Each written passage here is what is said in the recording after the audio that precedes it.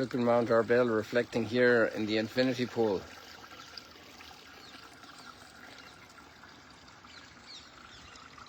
We have the full moon beginning to wane, setting.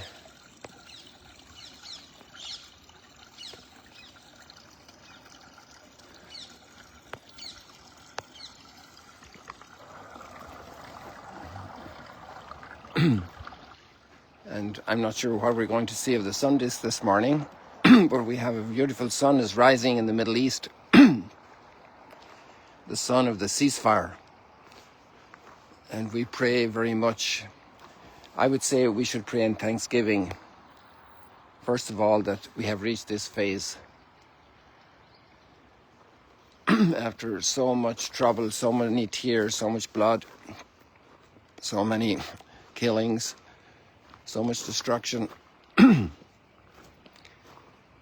the weapons be silenced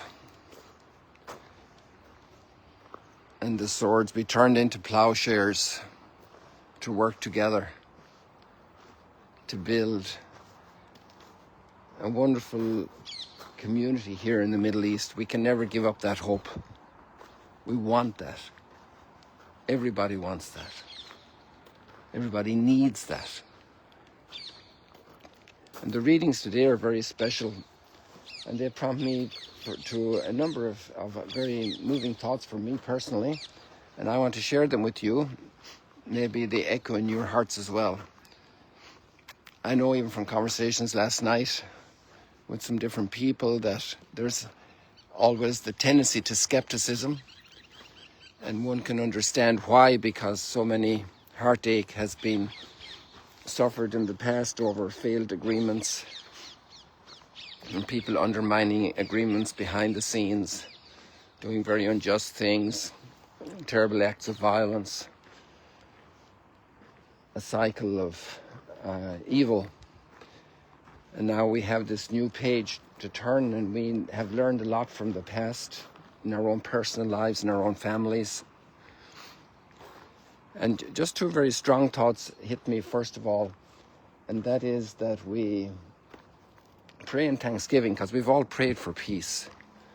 And now it's time to pray in thanksgiving, to thank the Lord, thank God, thank all the people also, who so many people shuttled over and back across countries and continents to try and instigate and stimulate and drive conversations forward for the sake of reconciliation, for the sake of agreement, understanding, mutual understanding. And I've worked very, very hard. A lot of people all over the world have prayed for this as well. So let's be thankful. Let's, because gratitude is part of the healing process of realizing that there's more goodness than evil. A lot of evil has been suffered, but there must be an awful lot more goodness there. And the second thing, even for myself, I took some resolutions, for example, to go to confession today, because there's a line in the first reading today, and it's really quoting, the whole thing is quoting the Psalm 95. It's a huge passage of Psalm 95, and it actually says the Holy Spirit says, which was an interesting insight into Scripture. The Holy Spirit says, it's the Word of God. And that's the way they took it, plain and simple. And it's about the hardening of the heart. And there's a word there about sin hardening the heart. So let us create a wave of conversion. A wave of, let's all join the flight of the birds of peace, of the doves, and let us contribute and add to it. And let us chime in the orchestra, in the choir, in the song, and let us increase the wave of peace. Like in the stadiums when they do the wave, right? Everybody joins in, because then that's what completes the wave. And if we want evil not to triumph, and we want the good to triumph, then we need to join in. And maybe one of us or two of us have rancor in our hearts or something, somebody hurt that we haven't forgiven. And just the very fact of, for us Catholics to go and receive the sacrament of reconciliation for our own faults and failings and omissions and deeds that hurt others, that's very, very conducive, and it's another little stream that's flowing in. You know, we've discovered in the last few years here how many streams are flowing in all along the shore here, underground streams, and sometimes they come up, you can see them. And I don't want to move too far now because I don't want to lose the connection. But it's amazing how all of us can help to a process and a culture of peace. Conversations with the children. This is a historic day.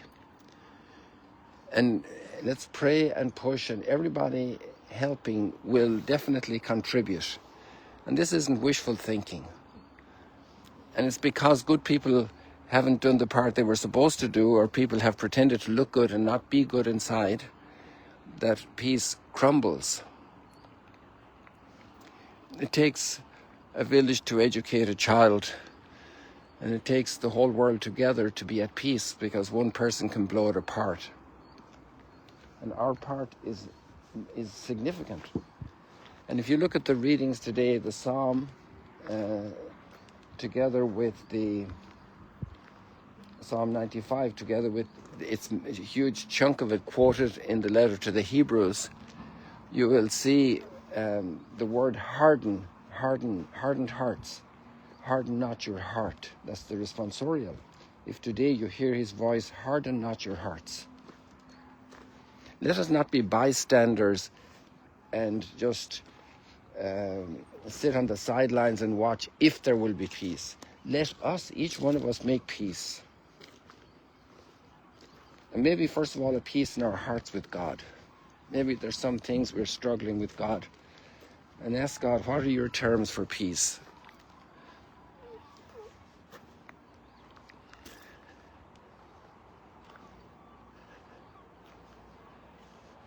And that'll be a huge blessing for us. And we need that blessing. And then in our families, maybe there's somebody that hasn't been spoken to for a while, or a very restrained greeting, no enthusiasm, no joy. Why not invite them for a coffee? Why not enter into this wave of grace that the Lord wants to pour out on humanity? If today you hear his voice, harden not your hearts. What an opportunity, people. It's amazing. And then we have the cure of the leper. And a person that's at war with others has a kind of leprosy. Let us turn and ask for the cure for our leprosies, for our hostilities, for our aggression, for our judgmentalism. That sun is coming out from behind the clouds, and later on today it will shine brightly. And let us pray for everybody now involved, that the big temptation will be to harden our hearts and to justify, they did it again. Let us pray for the leaders to strengthen them, that they will endorse and confirm and also do the actions that are conducive to peace and to understanding.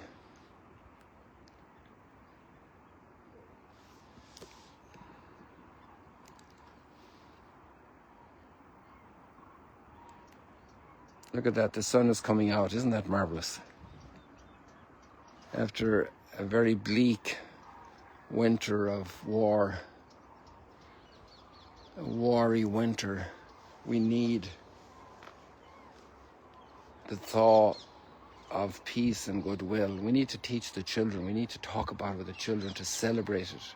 I think today is the day we can celebrate. We can have a little celebration, a nice dessert, or just the kindness that we give to another person, the joy. Put on a little music that they like.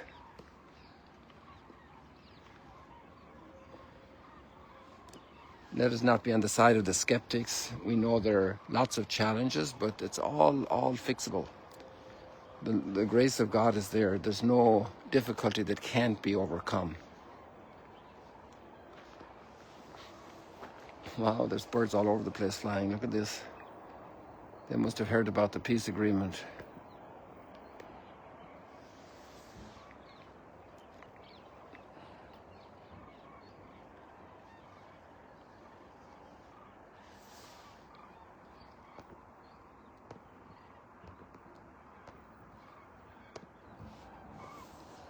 Oh, they're still coming way back there. They're almost a mile long.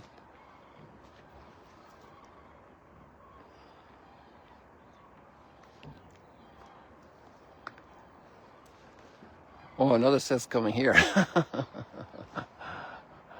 Yeah, it must be the peace. Let's all join in that march to peace and reconciliation, people. That's what our world needs. And we can't be behind. We can't be the stragglers. Maybe there's something broken in the family, in the neighborhood, with the neighbors that can be fixed today. People, God bless you. See you later, alligators. That famous little hymn is beautiful. Let there be peace on earth and let it begin with me. God bless you.